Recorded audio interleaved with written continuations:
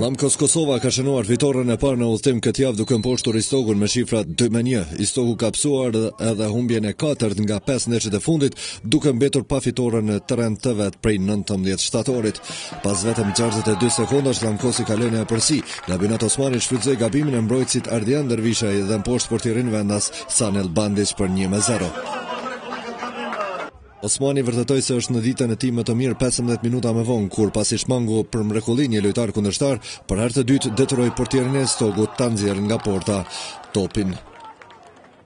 Reagimi i Istogut ishte i menjëhershëm kur Suad Saliagic shënoi me kokë për 2-1.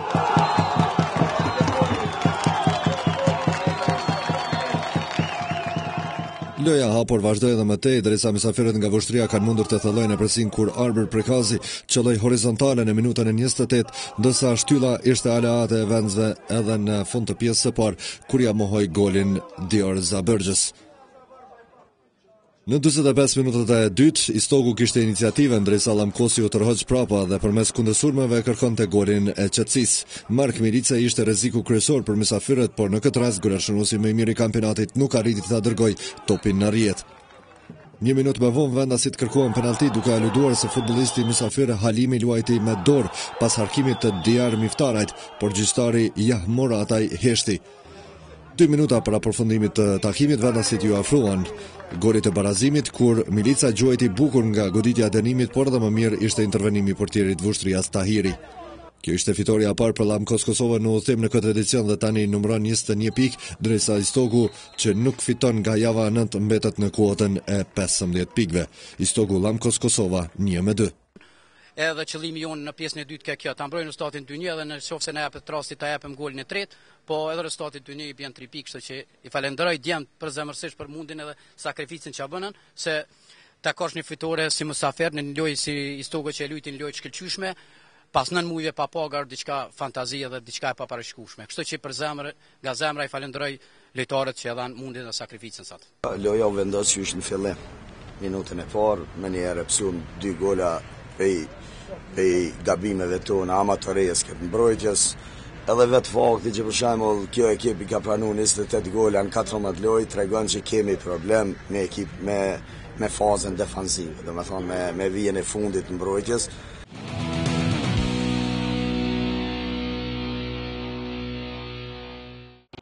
Hajvalia ka lënë pas 5 ndeshjet pa fitore dhe i është kthyer triumfit në ballavaçim me Vllaznimin, të cilën skuadra mposhti për të dytën herë në këtë edicion 1-0.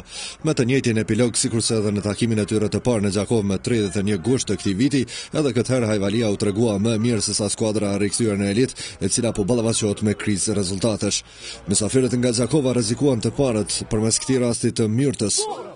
Në minutën e 28 Hajvalia realizon përmes 29 vjeçarit Liridan Leci. Ky ishte goli i parë i Lecit në këtë edicion, i mjaftueshëm për të dhënë Hajvalis fitoren e parë në 6 ndeshjet e fundit. Në pjesën e dytë, Vllaznimi prapë rrezikon i pari, por rjeta e Ilir Abdylit mbeti e paprekur. Epërsia e Hajvalis nuk u rrezikua, me që kjo skuadër ishte më bindse, duke krijuar disa raste shënimi përmes Gashit e Zenelit. Vllaznimi me humbjen e 6 në 14 ndeshje mbetet në pjesën e poshtme të tabelës, ndërsa Hajvalia tashmë në kuotën e 24 pikëve u bën konkurrencë 3 skuadrave të Kreut për të synuar titullin e si vjen. Hajvalia Vllaznimi 1-0.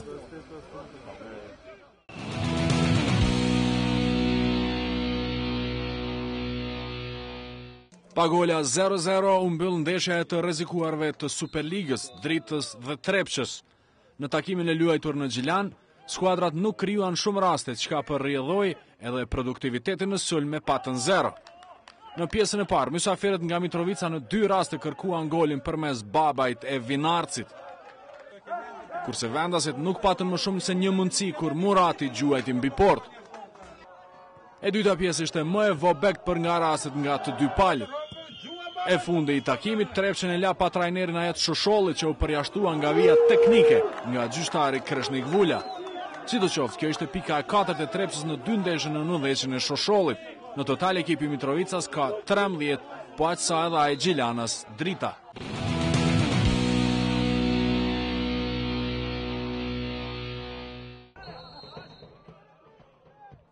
Drenica mundi ekipin e fundit të tabelës së klasifikimit Ferizajn me rezultat 1-0. Të vetmin gol në ndeshjen e zhvilluar në Skëndera e shënoi Besart Dushi në minutën e 36.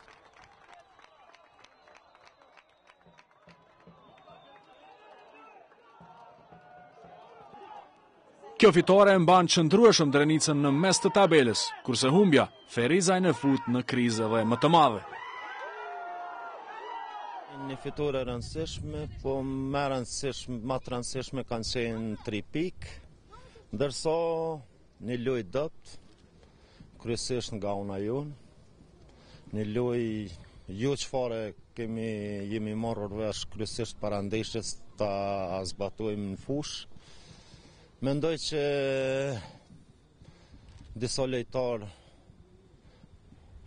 nuk janë ka i kryjnë detyrat ashtu që duhet i kryjnë edhe sa mujnë mi kryjnë, sepse me të vërtet kemi disa individ që mujnë ta bëjnë dallimin me çdo skuadër. Sot fati do thot pak na kthej shpinën, sepse sipas lojës që u tregua do thot rezultati real ka qenë i barabartë, na bënëm një gabim në mbrojtje, do thot ja falëm topin kur shënuan gol dhe ai momente vendosin ndeshjen.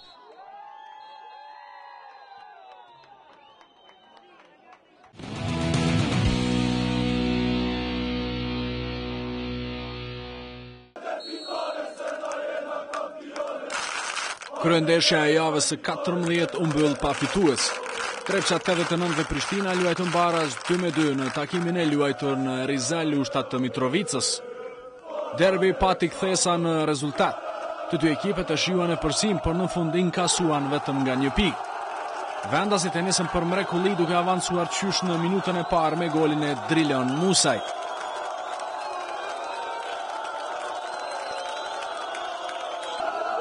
Loja vazhdoi e hapur edhe pas 14 minutash mysafirët nga kryeqyteti barazuan përmes Liridon Latifit.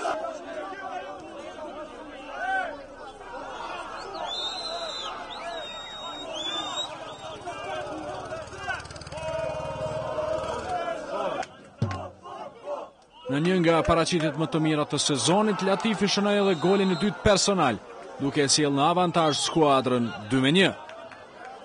Në pjesën e dytë 89 pati më tepër nga loja, çka përrjedhoi pati shumë raste, nga të cilat të shfrytëzoi vetëm një, atë të minutës së 64, kur ish antari i Prishtinës Emin Baliçi barazoi në 2-2. Deri në fund të dy ekipet patën mundësi që edhe ta fitonin ndeshjen, por rezultati mbeti i ngrirë te shifrat 2-2. Barazimi mban të dy këto ekipe në kotën 1 të pile nga 23 në pozitat 3 dhe 4, vetëm 3 minus nga vendi pari mbajtur nga Ferronikli.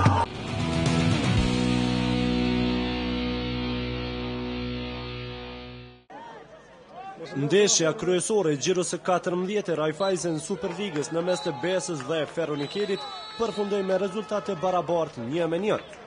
Ndarja pikeve me siguri që më shumë i kënaqi mysafirët, të cilët në minutën e 55 pranë disavantazhit prej 1 goli, mbeten me një futbollist më pak në terren pas përjashtimit të Qendrim Krasniqit. Po gjithsesi barazimi i kënaqur kam qenë edhe sikur të shimçejmë komplet gjatë 3 takimit, sepse të nxjerrët barazim kundër Besës do thotë që unë sot jam bind që është jashtëzakonisht e poqishme. Unë mendoj se sukses i madh. Gjithsesi, normal le sukses është më i vençantë kur është arrim edhe lojtar, domethënë tër pjesën e dytë dhe pas disavantazhit. Epilogu përfundimtar i përballjes ndaj liderit Ferronikelit, sigurisht që la shije të hidhur në radhët e Besës, pasi përveç avantazhit në rezultat dhe përcisë numerike, vendasit gjatë gjithë kohës ishin rival më i mirë në terren ku krijuan një mori rast të shënimit të cilat nuk i konkretizuan, kështu që në fund u dashte të kënaqen me 1 pikë. Jam i kënaqur me angazhimin e gjithë futbollistat që është në pjesën e parë dhe në dytën, sepse krijuam shumë, kurse kundërshtari nuk krijoi 2 raste gjatë gjithë ndeshjes, kurse ne shumë krijuam shumë. Më vjen keq për angazhimin që kena bërë dhe në fund nuk u shpërblim me 3 pikë. Kryendeshja kësaj jave ofroi gjithçka që ka lidhje me futboll. Gola, autogola, penalti, përjashtimet e futbollistëve dhe trajnerëve, e për fat të keq edhe lëndime. Futbollistët e Besës furishëm ja filluan takimin dhe rrezikuan qysh në aksionin e parë me anë të Florent Çoraj, i cili u pengua në zonën e rrepsisë nga Lladrovci, por gjyqtari kryesor Nuza tregoi që loja duhet të vazhdojë. Në vazhdim në minutën e 6, Pejanët shënuan gol me anë të Castrio Tregjës, por ai u anulua më të drejtë pasi sulmuesi Pejan ishte në pozitë jashtëloje. Me këtë rast, për shkak të protestës ndaj vendimit të gjyqtarit, u përjashtuan ndihmës trajneri i dytë i Besës, Astrit Imami.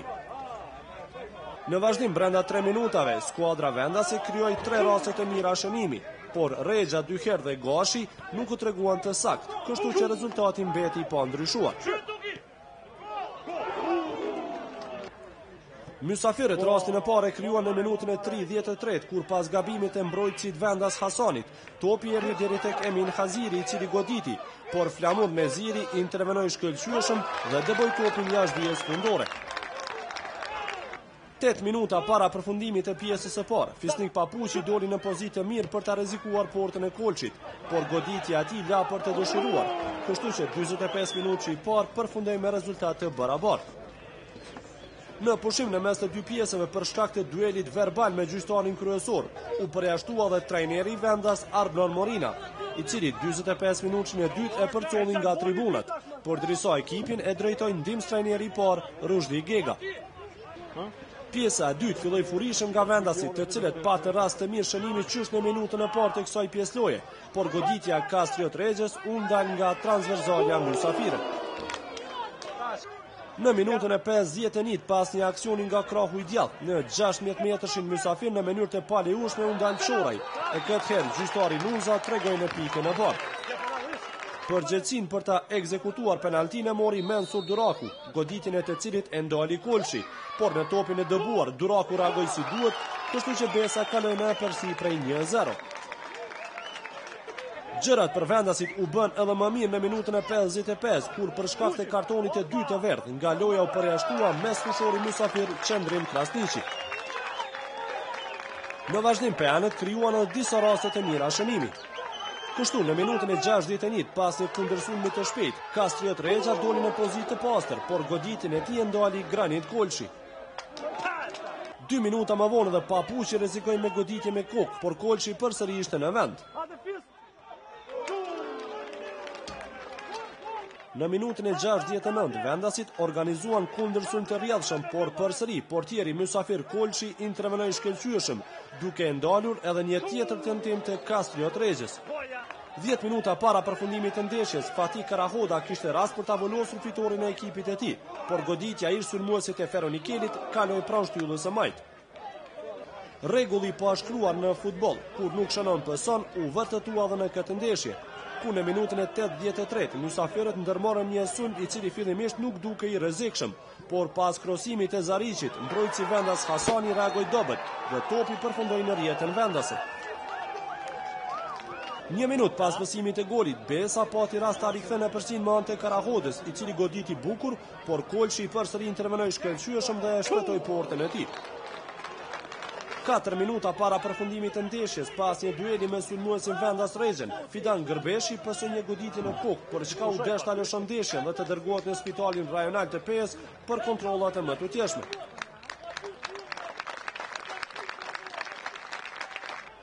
Rastin e fundit për të asiguruar Vendase fitoren e pati Regja në minutën e 4 të kohës shtesë, por goditja e tij kaloi pranë portës, kështu që ndeshja përfundoi me rezultat të barabartë.